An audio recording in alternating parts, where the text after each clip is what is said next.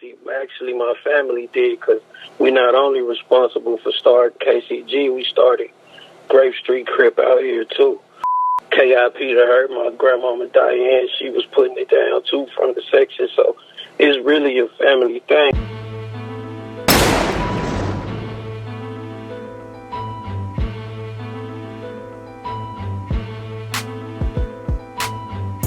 Welcome and welcome back to S.WigginsTV. It's your host of the most, the voice of the West Coast, Worldwide Wiggins. And like I told you, man, we dropping nothing but classics. We working, man. You know, I got somebody on here, man, that really recognize, you know what I'm saying, my talent and my agenda and what I'm pushing, man. You know, somebody that told me something that resonated with me, bro. All these dudes going on all these other platforms, you feel me? You got a black man, you feel me, pushing, you know, really pushing for the culture, man. So, y'all Worldwide Wiggins, man. But we gonna get into some real history, bro. So, give it up. My boy Jacob Palm from Kitchen. What's the deal, Brody? It's the deal, bro. First off, we gonna kick it off just like how you started it off. We gotta show love to each other, man. I hear a lot of the older cats and the little homies going around, you know, it's entertaining to get on Vlad TV and No Jumper and, you know, kick the politics online like that, but we gonna keep it in the culture, man. And a lot of homies forgot where it started at. This is not it was never for sale, homie. The culture is not for sale, cuz.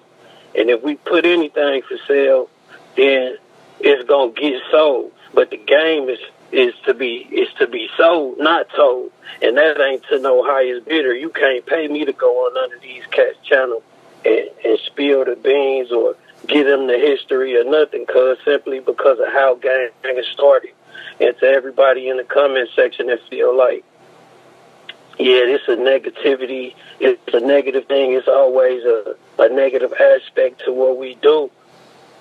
It's always light inside of the darkness, homie. It's right. A yin-yang thing. It ain't never one side, homie. So we got homies that's doing positive things for the community and always striving to keep the culture going forward. And that's why I had to holler at Wiggs, because outside of you and homies like Kev Mack, you couldn't pay me no amount of money to go on no channels, cuz, and kick no history or nothing with these cats, cuz, simply because of how it started. But I guess a lot of homies forgot where we started at, though. This came from bodybuilding and the culture of Black Panthers, where homies by the name of Bunchy Carter and Craig Munson that our big homies looked up to. It's all the influence thing, homie. If you ain't crippin', if you ain't influencing, homie, you not crippin'. So the moment we stop being influencers, that's when we start tripping on our crippin'. And it's a whole lot of that going on right now, cuz. You got to get the facts straight and kick it to the right ones. Everybody don't get it like this. So, yeah, you got an exclusive, cuz. We going right in like that. Hey, bro, I couldn't have said it better myself, man. I appreciate that, man. That's solid right there, man. So Jay, man, we gonna take it all the way back, man. You got a strong connection. You ain't just you know what I'm saying, somebody that just joined kitchens, man. You got a strong connection, man. Family ties to this whole thing, man. So, you know, kind of tell them first things first, man. Where was you born, actually, man? Well, I was born in Memphis, so my life story would be the reverse story of my pop story, which is what we about to get into. Yeah. Cuz was born on the West Coast, and he came out here. I was born in the South and raised on the West Coast. So I got the best of both worlds. Cuz got the best of both worlds. Okay. So what was the transition like, man, from Memphis to LA? Like, what was the differences? What was your experience? Well, I could say for sure the landscape is different, and that's what makes it different. It's only the landscape, because we gangbang under LA pretenses and politics and on the left side, and pots and pans, Glocks and bands is KCG. Everything kitchen is kitchenette. We bang it like how it's supposed to be banged. But at the same time, It's only the layout that makes us different anyway, no matter what key way and where you from. It's just the lay of the land that's going to make everything different. So where we at, like when I'm in the South, everything is close, it's bunched together. L.A., of course, if you in the section, you in the section. So that's the major difference, though. So L.A., the difference for the homies in L.A. that's probably having a hard time understanding how the South is, it'll be like moving everybody from the turf to San Bernardino and doubling the black population. That's the difference between L.A. and Memphis. Oh, yeah. For sure. Tell us, if you can, about your pops, man. Bringing the set over to Memphis, bro. Well, yeah, in the early 90s, Cuz came down, well, really late 80s, but like I said, Cuz was coming back and forth during his childhood from L.A. to Memphis, specifically, too, because of my grandmother, which was from the section as well. KIP to her, my grandmama Diane, she was putting it down, too, from the section. So it's really a family thing. It's oriented, and that's why I say, it's not, when they speak on gangbanging culture, they got to realize what we've done, because this the only turf, if we talking about cripping and blood, and this the only thing that can't get RICO. The homies did it when they was young, and I don't even think they knew the power of what they was creating when they created this thing. Making it spread like wildfire. They didn't expect it, but it happened just because it was something that's needed. You see what they doing to Larry Hoover and what they doing to Tookie, what they did to Tookie. They ain't assassinating no gang members and giving them crazy football numbers because we not a threat. They giving it to them because this is the only thing that opposes the system. If you look at it like what the Pilgrims came to America and slaved the Indians, they gang banged first and then made it a law that can't nobody else gang bang because they see what it do. If we fight against each other to take over territory where we at right now, we on foreign land. That's why I can't listen to nothing that the opposing side, which would be anybody opposing Black America. I can't listen to anything they spew because it's not even their land, homie. You already on foreign land. Real talk. Would you say that your pops was the one that started it in Tennessee as a whole? Because I know y'all in different cities too, but was he the one that brought it to Tennessee first? Yeah, my pops brought gang bang, the whole layout and landscape to Tennessee. Actually, my family did, because we not only responsible for starting KCG, we started Grape Street Crip out here too. So, and that stemmed from my uncles being born in the projects. Shortly after, my pops was born on 87th Place. Cousin them was born on 95th, right outside the project. So they grew up in the projects. And by the time they transitioned to Memphis, everybody was already banged out. So we looking at it at a time where that was foreign to the South. They wasn't knowing what a homie with a left pants leg up and a blue rag on the head and hanging out the left pocket. They couldn't tell you what that meant. So they was questioning it, and it was foreign, and they was opposed to it initially until the homies started breaking down where they was from, how it goes, what you do, how the lifestyle, what it really means. And as anything does, it started the culture. So now Memphis got one of the top gangbanging cultures in the United States. And not to say when they say glorifying it, I glorify gangbanging because even in biblical terms, if you look at the Bible, John 15:13 says, "Greater love have no man than to lay down his life for his friends." That's gangbanging in itself. Then you got Jesus himself was a part of the 12 disciples. So I'm going to kick it to them like that every time because they want to change the narrative, but you can't change something. You got to stand on something. If you ain't standing for something, you will fall for anything. So, yeah, they came down here and put the layout in the land like that, and now you got everybody doing the same thing. It's cultural. That's why we can't sell it. It's rich. It's the only thing. One of the only things we got. Rap music. Sony Corporation, $2 billion plus a year. Gangbanging is now one of the most popular trending topics on YouTube, and people want to go with somebody else outside of the ones that's in the culture. Now I'm gonna give it to Wiggs every time, cuz. For sure, cuz. Much love, bro. Real talk. Man, you know what, man? You was telling me something, man. You know, certain things we can't say on here, bro, but you know, y'all, I would say y'all kind of got it a little bit crazier out there because the whole structure of, you know, you got you got enemies moving here, and you know, if I don't know if you could talk about that, bro, but you know, let them know some of the people y'all get into it with over there, and you know, just the whole layout, bro. How y'all going through it over there? On the real, well, the K gang specifically, we not really doing too much waxing with nobody. We probably the most proper organized gang in the whole state. Not to say that everybody is together, because you're going to have your ins and outs, and that's what keep everything separated. Sometimes it's good to stay separated because it can. That prevents RICOs. If everybody ain't together, you can't say everybody contributing to the same cause. It keep everything fair and square. But as far as the enemies, if we bump heads with somebody in this land, you got the GDs, the Vice Lords, the Bloods, the Crips, of course.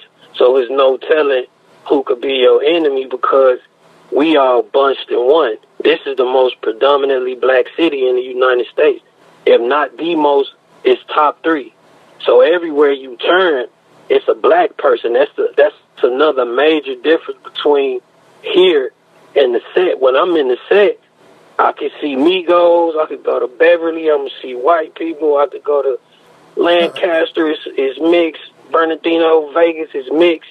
When you come to Memphis, everywhere you turn, it's a black person. So that likely increases the odds of you encountering an enemy on a regular basis. So you never know what you face, and that's why the murder rate so high out here now. You could be out in public, one person spot you, hey, cuz he up here right now. Oh, okay, for sure, say no more, they on the way.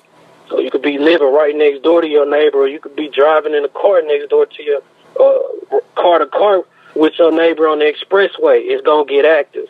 They shoot at each other on the E-way, in the streets, wherever it's at. It's getting active. Memphis is the most. I've been everywhere, homie, so I can tell you for sure.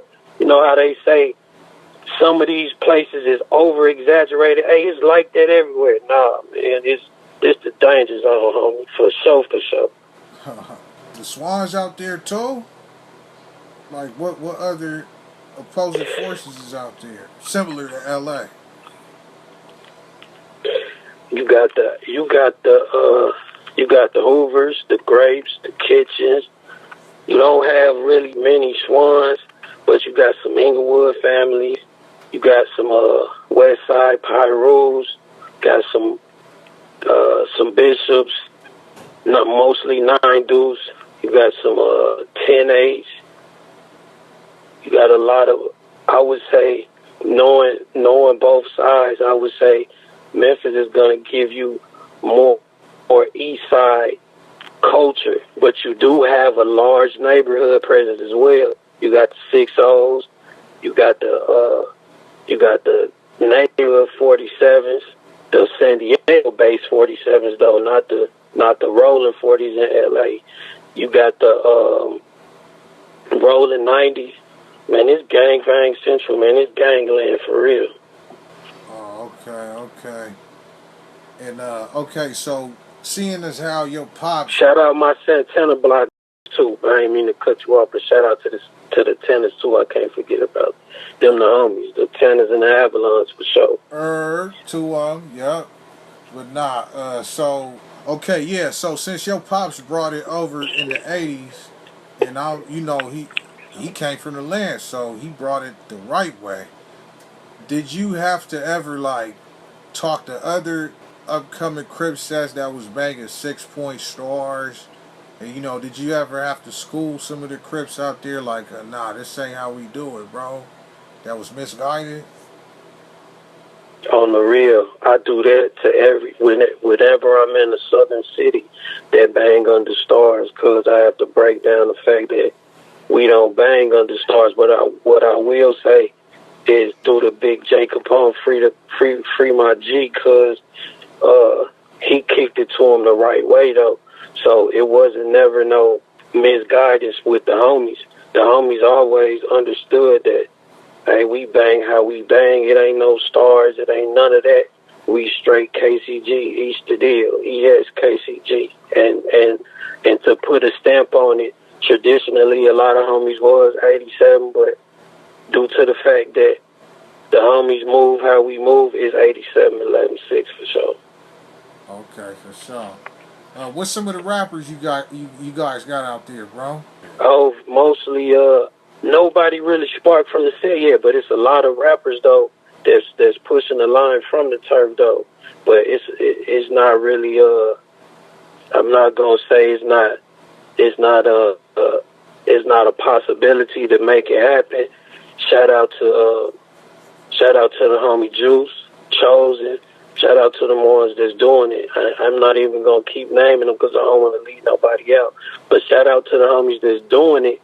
But as far as KCG is concerned, cuz we get into it, we really about the programming.